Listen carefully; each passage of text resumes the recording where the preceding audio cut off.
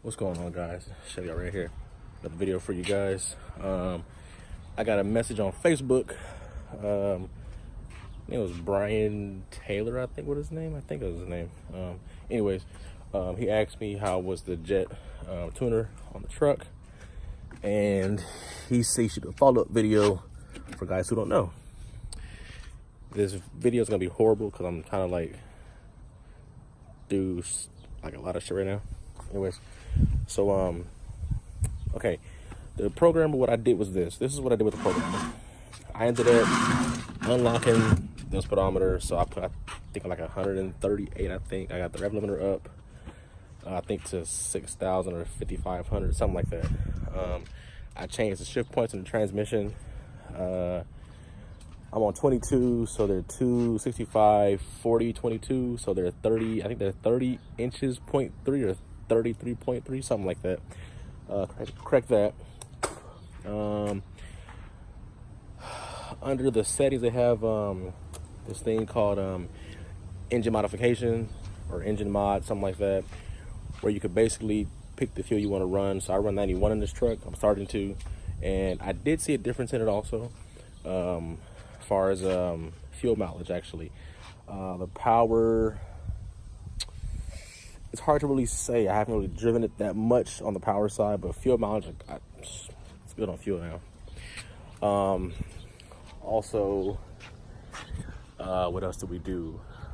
We rev limiter, speedometer, raised speed limiter, whatever you want to call it, governor, shift points, fuel type.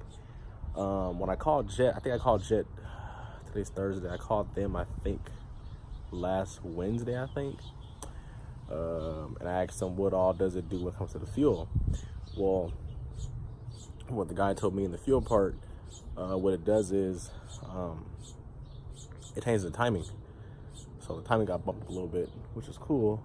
And it actually runs pretty well now. I was driving it home from work today on the freeway, and I came across a 5.3 Tahoe, like a 07 13 body style, whatever.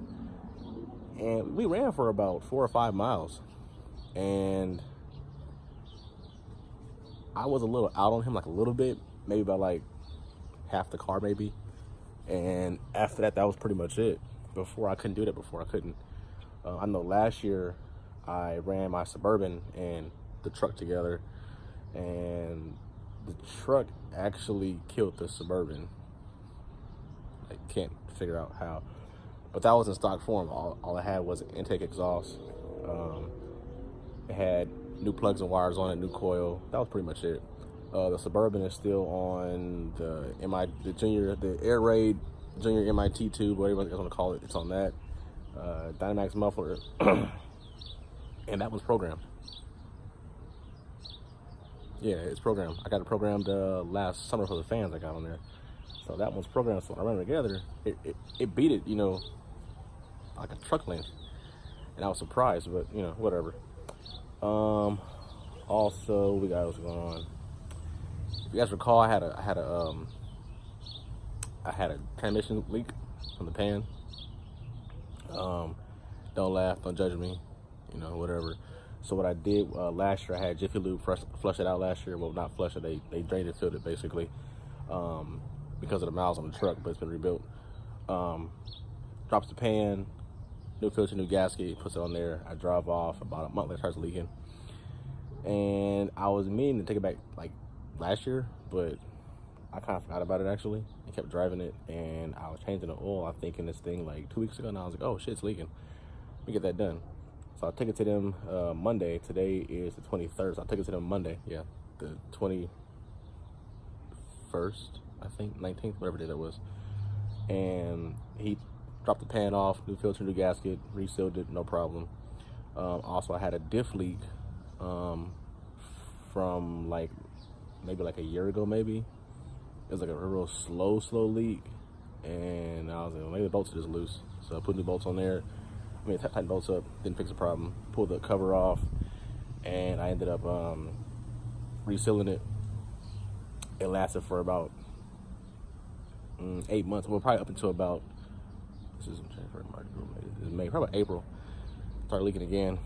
So I took that to a buddy of mine, and he resealed that for me. I got a rear main seal leak on this truck, which sucks because the shop wants $850 to do it, and you're probably wondering why. For you guys that don't know, rear main seal on, I'm gonna just say 97 to 99 Tahoe, 2000 Tahoe, Yukon, whatever, two-wheel drive, that's what my truck is. You have to drop the transmission. It's a one-piece rear main seal. It's not like the old small block Chevy where it's two pieces. It's a one-piece rear main seal. So $850 to get that done. Yeah. I told him, I was like, why you already in there? You might as well do the oil pan gasket also. You might as well. I mean, you're already in there. You might as well do the oil pan gasket and the front seal. You might as well. I mean, you're right there. Shit, I mean, he's, yeah, okay, cool. So I got the price for that. It was like $1,500. And I was like, yeah, fuck that. That shit can wait. That shit can wait. But it can't wait too long because this truck is going back to Vegas, and I can't park it in the driveway. It's leaking because my grandparents probably killed me. So yeah. Or I might put it in storage and work on the truck there because they're kind of picky at their house. They think it's ghetto. I don't like changing brakes on the truck, whatever, or changing oil. They think it's ghetto. What else we got going on with this thing? Saturday, this Saturday, so the 25th? Yeah, 25th. I got eyelash in my eye. 25th, the Suburban has a appointment to get a new gate cluster on there, new cluster. We're going to an HD cluster, HD. So it's gonna get the trans temp gauge on there also. That's what I wanted. I want to monitor the transmission on both of these trucks actually, since heat kills them.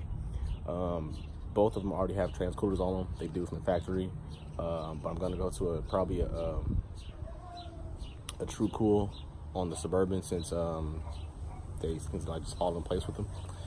The Silverado, I'm not 100% sure if I put a True Cool on this one also. I don't know. Dang, it freaks in my eye. God. Okay, sorry about that. My neighbor's dog's going crazy right now because somebody pulled in front of the house or whatever. So yeah, we're getting the HD cluster in the Suburban. We're gonna do that. So we're gonna get a new layout also to match the truck. I'm gonna see what the guy has. He has like some white ones I want to look at also for the truck, and trans temp gauge, and that's it for that. I don't know if I told you guys, man, but I did track down some stock. Oh no, I didn't tell you guys. I ain't made a video since I got back from Vegas. So I tracked down some stock coil springs for my truck. These are off a 92 Silverado, another two-wheel drive truck that a buddy of mine had. He's dropping his truck. He dropped his truck. I think he did like a 5.7 drop or something like that, or a 3.5 drop, something like that he did. And he told me to take the springs, so I took them. I was like, fuck yeah, I'll take them. So these will be going on the truck. I don't know when. Maybe sometime. This month's pretty much over. Next month maybe I'll probably get these on because you guys recall I did a complete front end rebuild on my truck. You're probably asking why it's on jack stands. I'll tell you why in a second. I did a complete rebuild on the front of the truck, front end. So it's got coil springs, and on the coil springs, they say they're for 1,500, but these fuckers are pretty stiff.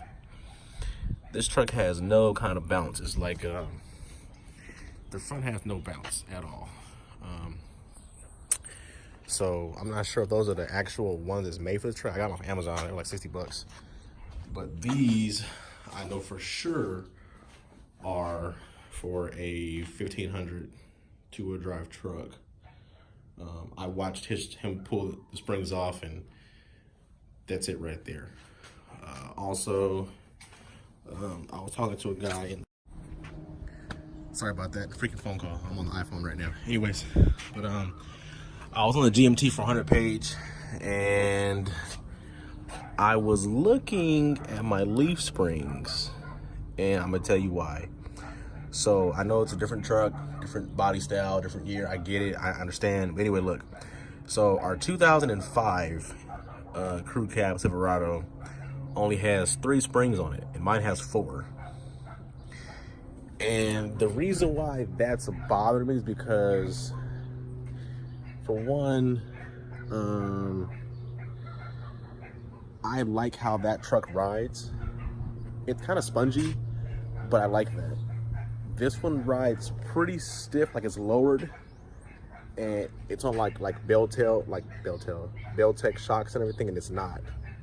This one rides like that. Now, around town, it rides like shit completely because the roads up here are pretty much shit. On the freeway, it's a little bit forgiving, but I'm not sure if it's the 22 that's on there. But it can't be that because Boyman has 98 Centurion crew cab, 2-wheel drive truck also, short bed. And his is on 22s. They're 275, I think 35, 22. And his shit rides really fucking good. No airbags, nothing like that. So I'm kind of curious if I pull out the overload spring on this truck, which is the very, very bottom spring, I'll show you guys, which is this spring right here. That one. If I pull out that spring, will it soften the back of the ride of the truck?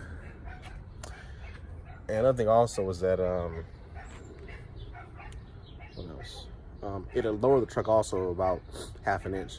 That's a pretty thick spring back there, pretty thick. I know what it does. It's gonna take away capacity, low capacity, which is actually fine with me.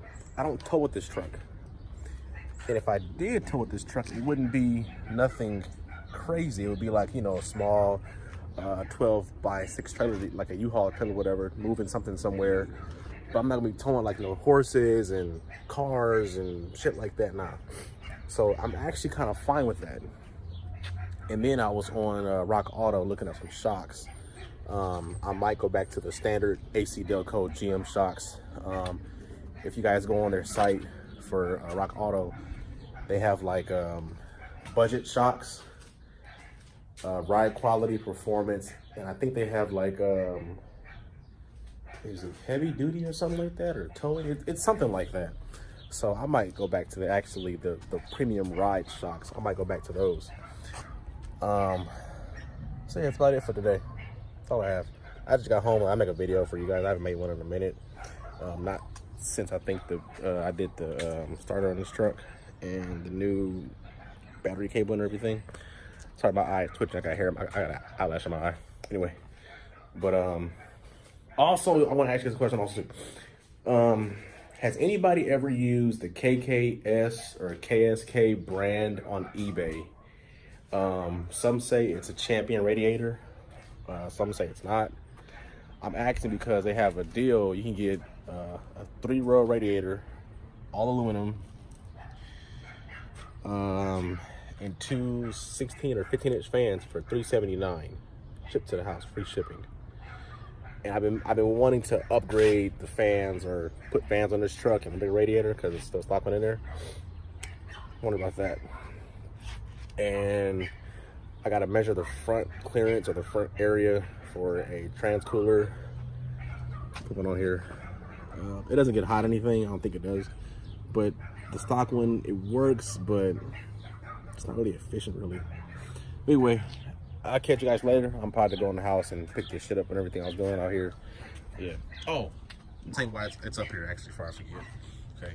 So the reason why the truck is up here, sitting how it's sitting off the ground at the back and, you know, on ramps in the front, is because I went underneath and I looked underneath the truck and I cleaned off all the oil that was leaking under the truck. I didn't film it because I wasn't going to commit it. I wasn't going to, but I decided to. So yeah, and I had to lift it because the guy might come to the house Monday on a holiday and do the rear main seal and the oil pan gasket. So I want to have, you know, everything ready for him, oil drained out and everything and stuff like that up in the air for him, just in case he has to go in there to get high or whatever. I want to have all that for him before he gets here. So That's why it's sitting up here on you know, jack stands and on ramps in the front. I'm gonna put more jack stands in the front of that. I got more in the garage. I was just doing something for a second. So yeah, that's about it. And also, I got a new. This is my second foam cannon I have right here. I just used it a little bit in the truck, just test it out. But I have that's my standard Greenworks pressure washer gun that I bought from Home Depot. Pressure washer. Then I ended up buying that one because that one took a shit. And I said, I always wanted one of these. Little small ones, little pistol grip ones. I've always wanted one of these. These are really good for like the foam cannon because the weight is right there. On this one, the weight is way at the tip of the gun, and it makes it kind of harder to use. So I got one of those from Amazon. This is like, I think I paid like, I want to say I paid like $25 for this in the cannon, and it's pretty good actually. Works for all my shit. So I'll catch you guys later. It's freaking rain now. It's weird. Anyway, but I'll catch you guys later. I'm about to go in the house, and we'll pick this up and go in the house and pick up my kid. So y'all peace out, be safe.